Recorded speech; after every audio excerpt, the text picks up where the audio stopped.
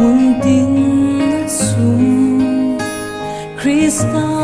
pathia fata ani ama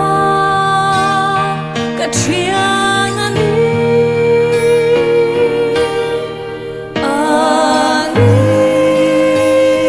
katrian ani ama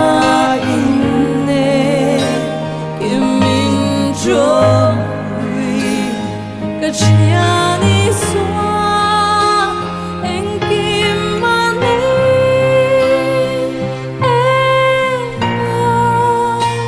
nge kamangan iswa kachiani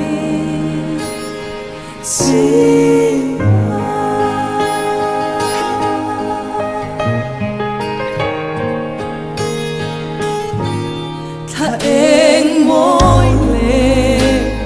ni eng rong bui ar si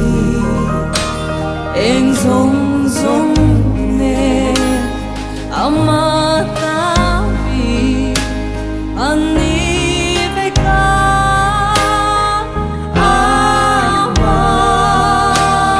kachianani tin ruai rong pui ta tre mi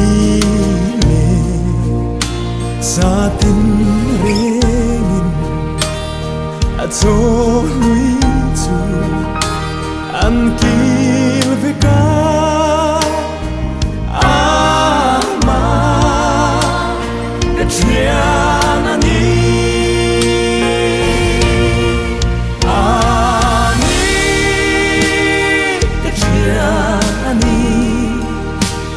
Amma in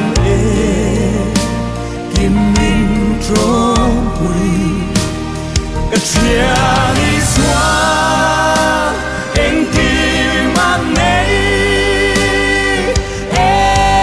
la nge kamang a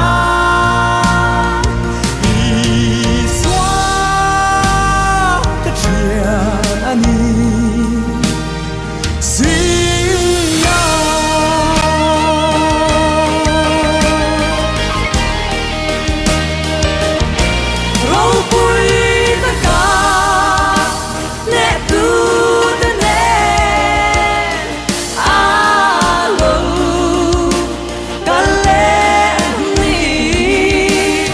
Ama